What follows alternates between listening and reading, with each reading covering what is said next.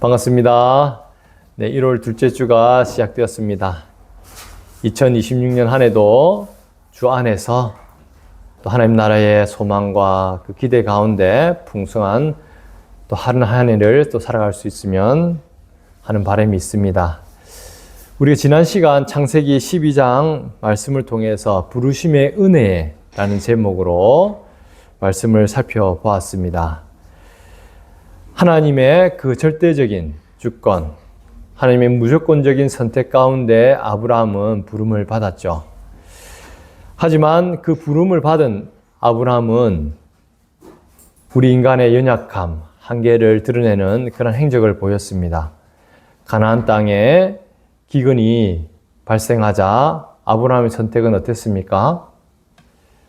하나님께 구하고 하나님의 뜻을 살피기보다는 애굽, 눈에 보기 좋은 그 애굽 땅으로 하나님께 아무 그러한 의지도 의탁도 하지 않은 채 곧바로 자기가 눈에 보기 좋은 대로 애굽 땅으로 달려갔죠. 그뿐이 아닙니다. 애굽 땅에서는 어땠습니까? 자신의 생존을 위해서 사랑하는 아내를 누이라고 속이고 애굽 왕에게 드리기까지 했죠. 우리 있는 모습을 보면서 우리 인간이 얼마나 죄 많고 연약한 존재인지 살펴볼 수 있었습니다. 하지만 하나님은 그러한 한계 많고 연약하고 죄 많은 우리 인간을 택하셨을 때부터 이미 누구보다도 우리의 모습을 잘 알고 계시고 또 나아가서는 우리의 이런 죄악됨에도 불구하고 하나님은 당신의 신실하시고 선하신 뜻에 따라서 아브라함을 애굽 땅에서 그 사례와 함께 구해낼 뿐 아니라 거기서도 수많은 또 재산을 또 얻고 애굽 땅에서 나오는 장면을 우리는 살펴볼 수 있었습니다.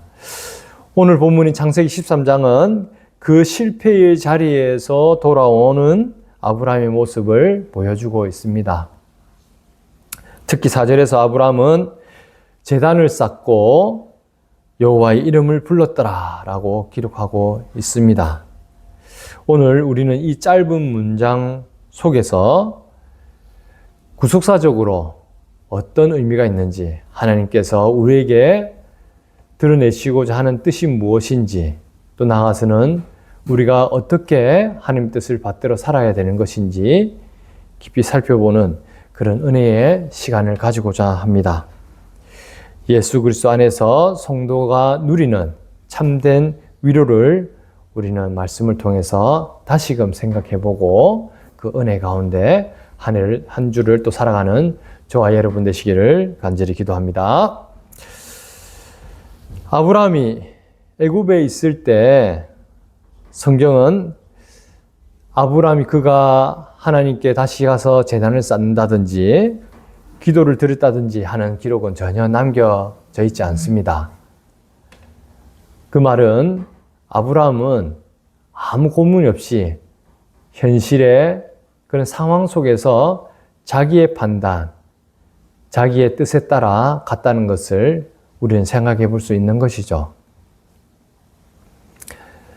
아브라함은 자기의 생존, 그걸 위해서 애굽의 눈치를 볼 수밖에 없었고 또 자신의 처세술로 그것을 살아남고자 자기 아내를 누이라고 속일 수밖에 없었던 그런 상황을 우리는 살펴보았습니다. 그곳에서 아브라함은 하나님을 향해 입을 닫았고 나아가서는 그의 신앙조차 무력했음을 우리는 확인할 수 있었습니다. 그러나 하나님은 그 실패한 아브라함을 결코 포기하지 않으셨죠. 하나님이 아브라함을 무조건적인 선택 가운데 하나님의 전적인 은혜 가운데 불가항력적인 은혜 가운데 부르셨던 것처럼 하나님은 끝까지 아브라함을 포기하지 아니하시고 그 부르심이 합당한 삶을 살고자 애굽 땅에서 다시금 가나안 땅으로 이끌어가는 그 모습을 우리는 장면을 살펴볼 수 있었습니다. 이것은 우리 도르토 신조 5교리에 나오는 또 성도의 견인과도 우리가 연결되는 부분이죠. 하나님은 택한 백성이 연약하여 넘어질지라도 완전히 멸망하도록 버려두지 아니하시고 은혜로 다시 일으키신다라는 성도의 견인. 나아가서는 하나님이 택한 그 백성은 반드시 온전한 구원에 이르게 하시는 하나님의 인내와 참으심, 그 신실하심을 돌드신주에서는 말하고 있는 것이고, 그 돌드신주에서 고백하는 그 신앙 고백이 우리 아브라함의 삶을 통해서 우리는 확인할 수 있는 것이죠. 하나님은 애굽 땅에서 오히려 아브라함의 그 허물에도 불구하고 애굽 왕을 치시고, 나아가서는 아브라함이 많은 재산을 또 가지고 오히려 하나님 가나안 땅, 약속의 땅에서 살아가기에 부족함이 없도록 그 필요를 채우시는 그 풍성한 은혜의 모습 또한 우리는 확인할 수 있었습니다. 본문 3절, 4절을 한번 다시 볼까요? 그는 남방이 뭐냐면 네게브라 나와있죠. 네게브란 말이 어쨌든 남방이라는 뜻이거든요. 히브리어로 네게브 한다는 것은, 네게브란 말은 남방 쪽을 이야기하고 있어요. 남쪽. 그 남방에서부터 올라와 베델과 아이 사이에 다시 머물게 되는데, 그것은 어떤 곳이었어요? 전에 장막을 쳤던 곳이면서 처음으로 제단을 쌓았던 곳이죠. 베델과 아이 사이에.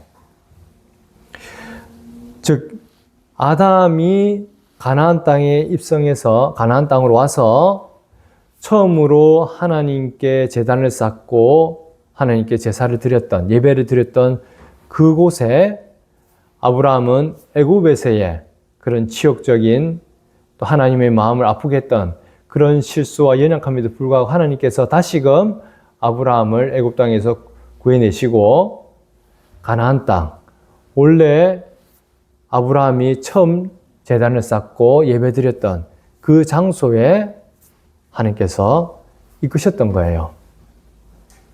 그러면서 아브라함은 어떻게 했습니까? 그가 거기서 여호와의 이름을 불렀더라라고 말씀하고 있어요. 그가 거기서 여호와의 이름을 불렀더라. 우리가 여호와의 이름을 불렀더라, 이 원어적 의미를 보면 이렇게 됩니다. 직역을 하면 아브라함이 거기서 여호와의 이름 안에서 또는 여호와의 이름을 위하여 불렀다라고 그냥 직역을 하면 그렇게 할 수 있거든요. 근데 여기서 우리가 그 불렀다라고 말하는 그 카라라는 그 히브리어를 우리가 주목할 필요가 있습니다. 이 카라라는 것은 단순히 소리 내어서 누군가의 이름을 부른다라는 것이기보다는 성경에서 말하는 바는 뭐냐면 이거는 공적인 선언, 선포라는 의미를 가지고 있어요. 또는 큰 외침이거든요. cry out 또는 proclaim 이란 의미를 가지고 있는데, 오늘날로 우리 보면 이 예배적인 선포에 해당되는 말이죠. 여호와의 이름을 불렀다.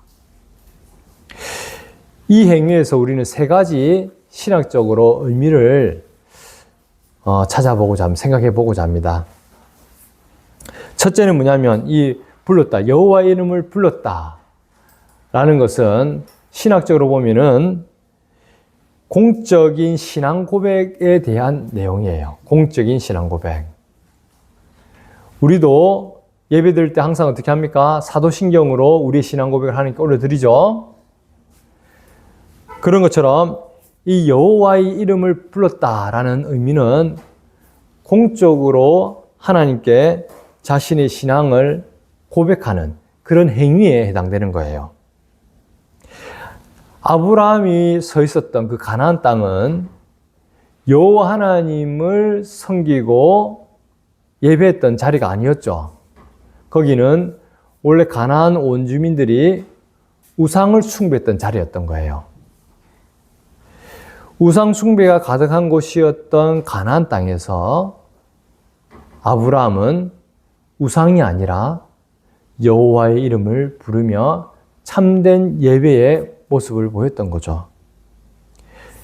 가나안 땅 그 한복판에서 여호와의 이름을 부른다는 것은 나의 삶과 또 이 땅의 주인은 가나안의 신들이 아니라 우상들이 아니라 오직 여호와 하나님이시다라는 그러한 신앙 고백을 공적으로 선포하는 것과 같은 의미를 가지고 있는 거예요.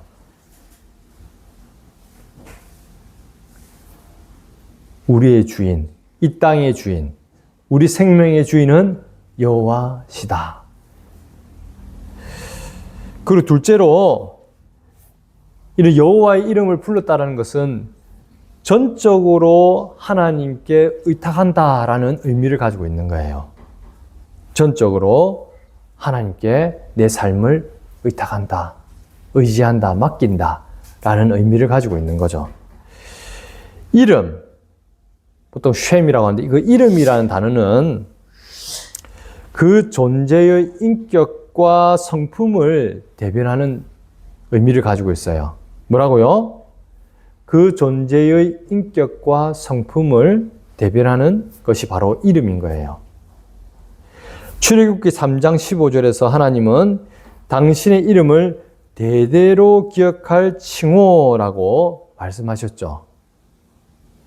아브라함이 여호와 이름을 불렀다는 것은 자신의 지혜와 거짓말로 그런 죄를 범했던 애굽에서의 그런 방식, 행실을 자기의 그런 죄를 버리고 그런 삶을 버리고 이제 하나님의 성품과 언약적 신실하심에 내 인생을 송두리째 맡기겠다. 하나님께 내 인생을 의탁하겠다. 라는 항복 선언과 같은 의미를 가지고 있습니다. 애굽 땅에서는 어땠다고요? 아브라함이 하나님의 이름을 부르기는커녕 그 어디에도 여호와 하나님에 대한 언급조차도 없었잖아요. 애굽 땅에서 아브라함의 모습은. 그렇기 때문에 자기 삶은 어땠어요? 자기가 판단하는 그 결정, 자기의 생각, 자기의 의지대로 살았던 그 결과 아내도 누이라 속이면서 애굽 왕에 팔고 또 나아가서는 그저 자기의 생존에 받은 걸 수밖에 없는 생존을 위한 삶을 살 수밖에 없는 그러한 비참한 모습이 있었지만 여호와의 이름을 불렀다는 것은 그러한 삶에 대해서 처절하게 회개하고 이제는 나의 생각과 판단과 의지와 아니면은 다른 눈에 보이기 좋은 어떤 곳에 내 삶을 맡기는 것이 아니라 오직 여호와 하나님께 나의 삶을 전적으로 하나님께 의탁하고 맡기겠다는 그러한 항복 선언과 같다는 것을 여러분은 기억하셔야 됩니다. 그리고 세 번째로는 여호와 이름을 불렀다는 것은 구속사를 잇는 그 예배의 회복에 대한 의미를 담고 있어요. 예배의 회복. 창세기 4장 26절 여러분은 기억하십니까?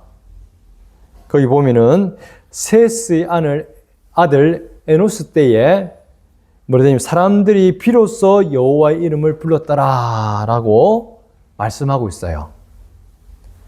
사람들이 비로소 여호와의 이름을 불렀더라. 에노스 때에. 가인의 후예들이 자신들의 이름을 내기 위해서 성을 쌓고 자기의 이름을 높이려 했던 그것과 대비되어서 하나님의 백성들은 셋의 후손된 하나님의 백성들은 어떻게 했다고요? 하나님의 이름을 불렀더라 라고 말씀하고 있거든요. 아브라함의 이 행위는 그런 타락한 세상 속에서 눈에 보이는 그 현실 가운데 이생의 자랑을 쫓아서 또는 육신의 탐욕을 쫓아서 살아가던 그러한 것들을 끊어내고 참된 예배의 계보를 있는 그러한 거룩한 몸부림으로 우리는 생각할 수 있는 것이죠.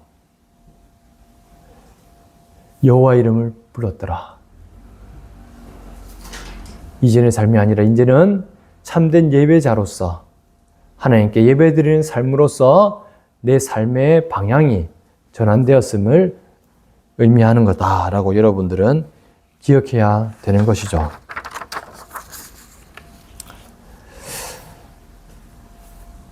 사랑하는 성도 여러분, 이러한 우리가 여호와 이름을 불렀다는 그 의미가 우리가 개혁 신학적으로 볼 때 또 어떻게 해석이 될 수 있냐면은 아브라함의 이 행위를 은혜 언약의 관점에서 우리는 조명해 볼 수 있는 거예요. 은혜 언약의 관점에서. 아브라함은 짐승의 피를 흘리는 제단 옆에서 여호와 이름을 불렀죠. 베델과 아이 사이에 처음으로 제단을 쌓았던 곳에서 여호와 이름을 불렀다는 것은 그 가운데서 하나님께 예배, 옛날식으로 하면 제사를 드리면서 여호와 이름을 불렀던 거죠. 그러면은 이 제사를 통해서 여호와 이름을 불렀다는 것은 이 제단의 필요성이 있었던 거예요. 그냥 여호와 이름을 부른 것이 아니라 자기의 죄에 대해서 짐승의 피를 뿌리면서 속죄의 제사를 드림으로써 하나님의 이름을 부를 수 있었다는 거죠. 죄인인 인간이 거룩하신 하나님과 우리가 이렇게 대면하고 하나님의 이름을 부를 수 있는 것은 감히 할 수 있는 행위가 아니죠. 그래서 하나님께서는 그런 제사 제도를 통해서 하나님과 끊어졌던 관계가 회복될 수 있도록 그러한 제단을 쌓게 하셨던 거고, 이것이 오늘날 우리에게 적용돼서는 어떻게 적용될 수 있느냐. 벨직 신앙고백서 26조에는 이렇게 말씀하고 있죠. 우리는 오직 한 중보자, 곧 의로우신 예수 그리스도를 통해서만 하나님께 나아갈 수 있다라고 고백하고 있는 거예요. 즉, 이 제사라는 것은, 제단이라는 것은 하나님께 나아가는 그 중간 다리 같은 역할을 했던 거죠. 그 중에 핵심이 어떤 짐승의 피가 있었고, 근데 신약 시대인 오늘날 우리에게는 이러한 하나님께 나아가는 여호와의 이름을 부르는 예배를 드릴 수 있는 그 근거, 그 중보자는 오직 이 예수 그리스도를 통해서 마련되었다는 것을 여러분이 기억해야 된다는 거죠. 아브라함에게 제단이 있었다면 오늘 우리에게는 예수 그리스도의 그 십자가가 있다는 것을 기억해야 된다는 거예요. 아브라함이 불렀던 그 여호와 이름은 신약에 와서 예수 그리스도 안에서 완전하게 성취되었죠. 예수 그리스도께서 우리의 모든 죄를 십자가에서 당신의 피값으로 완전하게 대속하시고 그 예수 그리스도의 십자가의 공로에 힘입어서 우리가 하나님의 이름을 부르며 예배 드릴 수 있는 그 은혜를 받게 된 거예요. 로마서 10장 13절에는 이렇게 말씀하고 있습니다. 누구든지 주의 이름을 부르는 자는 구원을 받으리라. 누구든지 주의 이름을 부르는 자는 구원을 받으리라. 사도 바울은 이 말씀을 통해서 아브라함의 신앙을 우리에게 연결하고 있는 것이죠. 누구든지 주의 이름을 부르는 자는 구원을 받으리라.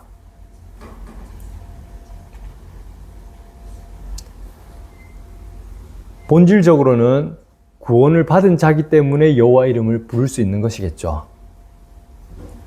근데 이런 구원을 받은 자들은 삶이 어떻다고요?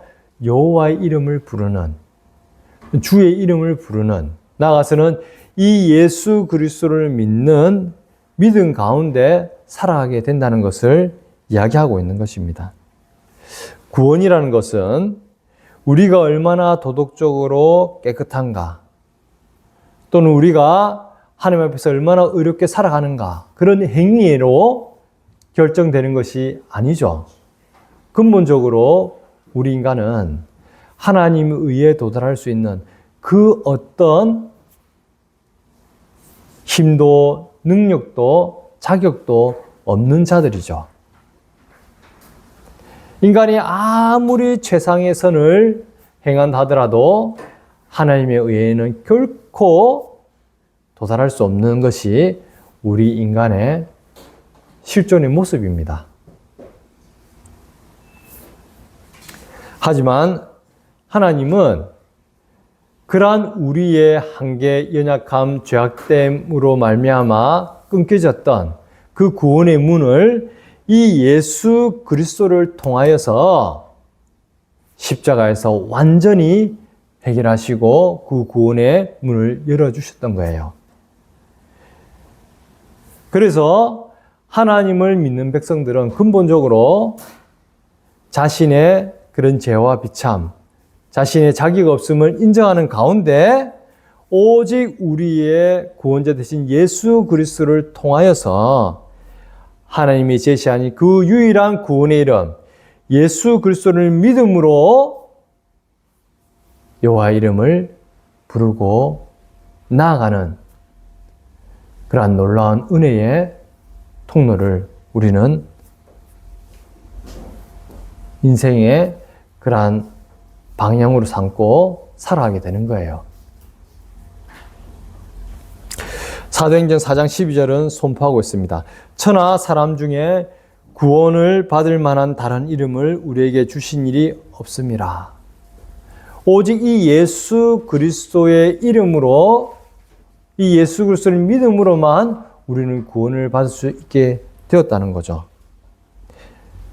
아브라함이 제단에서 여호와의 이름을 부른 것은 장차 오실 예수 그리스도를 그림자로 바라보며 그분의 의를 힘입는 그러한 믿음의 행위로서 우리는 오늘 아브라함이 여호와 이름을 비로소 거기서 여호와 이름 불렀더라라는 이 말씀을 해석할 수 있는 거예요. 아브라함은 여자의 후손, 장차 오실 예수 그리스도를 믿음으로 여호와의 이름을 불렀더라. 그런 구원의 은혜를 누릴 수 있었던 것이죠. 이제 말씀을 우리 삶에 적용해 보고자 합니다. 우리는 예수 그리스도의 완결된 구속 사역 안에서 살아가는 하나님의 백성인 것은 여러분 알고 계시죠? 네. 아멘 해야 되죠. 그러면 오늘날 우리가 여호와의 이름을 부른다라는 것은 무슨 의미가 있느냐? 우리 현실의 삶에 한번 적용해 보는 거예요. 이것도 세 가지로 이야기할 수 있습니다. 첫째는 뭐냐면 삶의 주권에 대한 깃발 꽂기라고 할 수 있어요. 다른 말로 표현하면 하나님의 절대 주권을 인정하는 삶을 이야기하고 있는 거죠. 하나님의 절대적인 주권. 그리고 이것은 하나님 중심적인 삶을 이야기하고 있는 거예요. 아브라함이 이방 땅에서 제단을 쌓고 이름을 부른 것은 영적인 깃발을 탁 꽂는 행위거든요. 영적인 깃발을. 그 우상 숭배했던 가나안 땅에서 다른 우상이 아니라 여호와 이름을 불렀더라라는 것은 영적으로 이제는 여호와께서 이 땅의 참 주인이시고 나아서 내 삶의 참 주인이시다라는 것을 고백하는 것처럼 이것이 영적인 깃발을 꽂는 행위로서 드러난 것처럼 우리에게는 어떻다고요?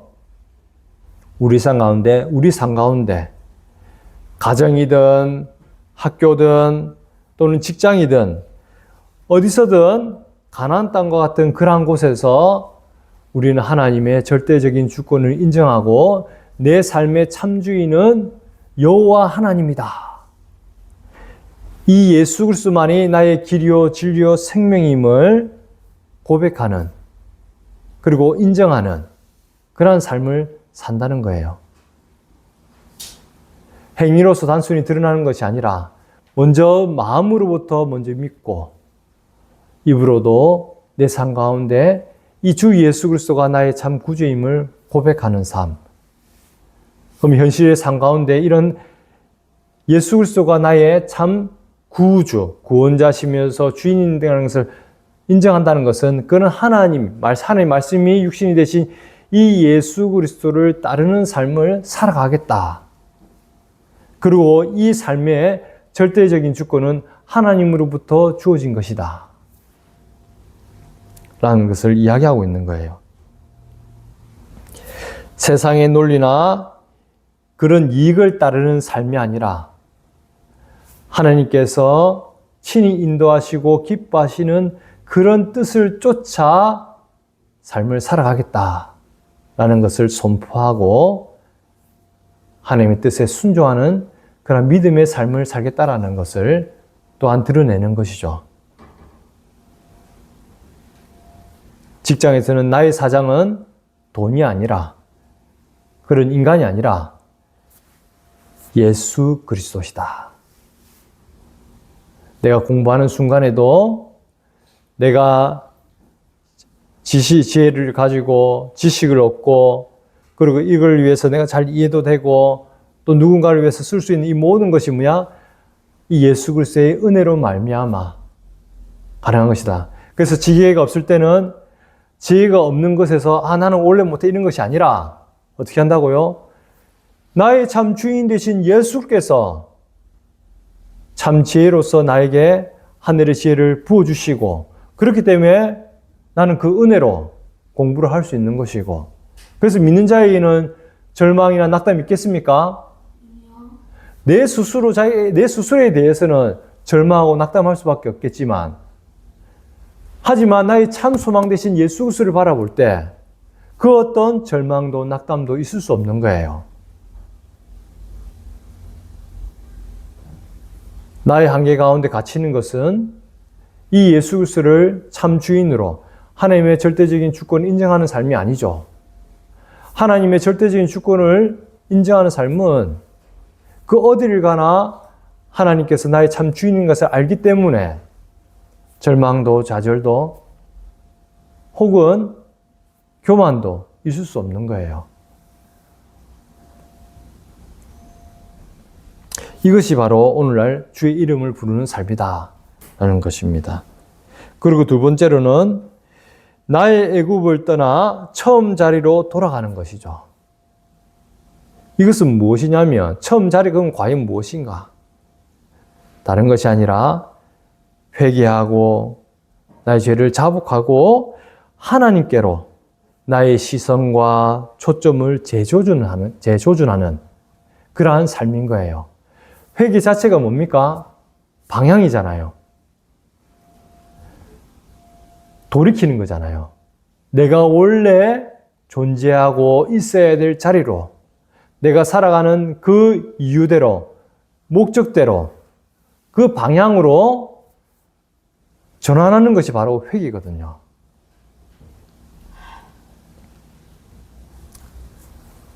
우리가 세상을 살아가다 보면 많은 실수와 좌절을 경험할 수 있습니다.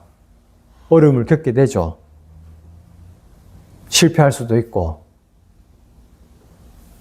그리고 나아가서는 이 세상 가운데서 끊임없이 하나님의 뜻보다는 눈에 보이는 세상의 갖가지 방법들을 쫓아서 살아갈 때가 많죠. 그러다 보면 우리가 많이 지치기도 하고 공고해질 때도 있고 힘들 때가 많죠. 하지만 믿는 자는 것은, 우리가 여호와 이름을 부른다는 것은 그 자리에 그대로 머물러 있는 것이 아니라 어떻게 해요?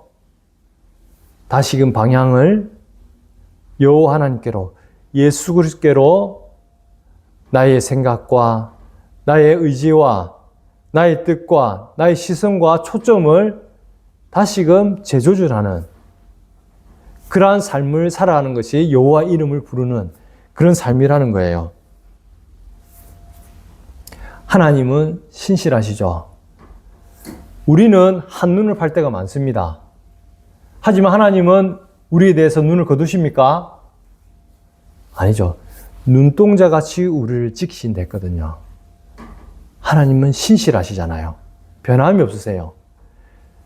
우리가 엉뚱한 짓 하고 한눈 팔 때도 하나님은 전혀 딴 데 한눈 돌리지 아니하시고 우리를 끝까지 참고 인내하시면서 품고 인격적으로 우리가 하나님께로 다시금 회개하고 돌이키고 처음 자리로 돌아오도록 하나님께서 강권적으로 인도해 가신다는 것을 여러분 기억해야 되는 거죠. 말씀으로서, 기도로서 또는 다른 사람들을 통해서 또는 다양한 사건들을 통해서 하나님께로 돌이키게 하신다는 그런 은혜, 또 나아가서는 그런 은혜 받은 자답게 일상이 매맞기 전에 잘하자. 늘 하나님 앞에 우리 초점을 맞출 수 있도록 그러한 거룩한 소망과 그러한 소원이 생긴다는 거예요. 그리고 그러한 삶을 살아가는 것이 우리 여호와 이름을 부르는 삶이다. 회개라는 것은 후회가 아니라 방향 전환이에요. 원래의 자리로 돌이키는 거죠. 나의 의가 아닌 주님을 의지하고 또 하나님께서 그 뜻하신 바대로 하나님께서 우리를 인도하시는 그 자리에 다시 회복하는 그러한 삶이 여호와의 이름을 부르는 삶이다라는 것을 기억하시기 바랍니다. 그리고 세 번째로는 공적 예배의 회복입니다. 공적 예배의 회복. 하이델베르그 요리문답 103문에는 이렇게 이야기하고 있죠. 안식일 계명에 대해서 설명하면서 하나님의 교회에 부지런히 참석하여 하나님의 말씀을 듣고 성례에 참여하며 주님을 공적으로 불러야 한다. 여호와의 이름을 부르는 것은 골방의 기도뿐만 아니라 성도들이 함께 모여드리는 공적 예배의 회복을 이야기하고 있어요. 예배라는 것은 또 교회라는 것도 마찬가지지만 혼자서 그냥 인터넷에서 뭐 말씀 들었다 이게 예배가 아니라는 거죠. 기본적으로 예배라는 것은 하나님과 깊은 관계를 회복하고 나아가서는 하나님이 주되심을 인정하고 하나님을 찬양하며 경배하며 하나님의 그 사랑을 깊이 또 다시 다져가는 그러한 시간인데 구체적인 것은 이것은 혼자서 가능한 것이 아니라 공동체를 통해서 함께 공적인 예배를 통해서 하나님께서 회복하신다는 것을 기억해야 되는 거예요. 교회는 거룩한 하나님의 백성들, 예수 그리스도를 믿고 고백하는 그리스도인들의 모임이라고 했죠. 그러한 모임 가운데 함께 공적으로 예배를 드리는 삶을 통해서 서로서로가 더욱더 깊이 있게 하나님을 알고 또 경험하고 서로를 또 북돋아주고 힘이 되어주는 그러한 은혜를 경험하게 되는 거죠. 그래서 여러분들은 이 공적인 예배를 생명처럼 여겨야 되는 거예요. 말씀을 맺겠습니다. 여호와 이름을 불렀더라. 이 짧은 한 구절은 아브라함이 위대한 위인이라는 것을 기록한 것이 아니죠. 오히려 그가 실패하고 넘어지는 연약한 인간이기 때문에 스스로를 구원할 수 없고 오히려 하나님의 이름을 붙들 수밖에 없는 오직 하나님의 은혜에 대한 기록이라는 것을 여러분은 기억해야 됩니다. 사랑하는 성도 여러분, 한 주간 세상 속에서 살아갈 때 여러분의 능력이나 소유나 또는 눈에 보이는 어떤 것에 의지하지 마십시오. 오직 우리를 죄에서 구원하신 예수 그리스도의 이름을 부르셔야 되는 거예요. 아버지. 우리가 기도할 때도 예수 그리스도의 이름으로 기도하는 것처럼, 또는 한탄이 나올 때라도 아버지 이 한마디라도 여호와의 이름을 부를 수 있는 그러한 우리가 되어야 된다는 거죠.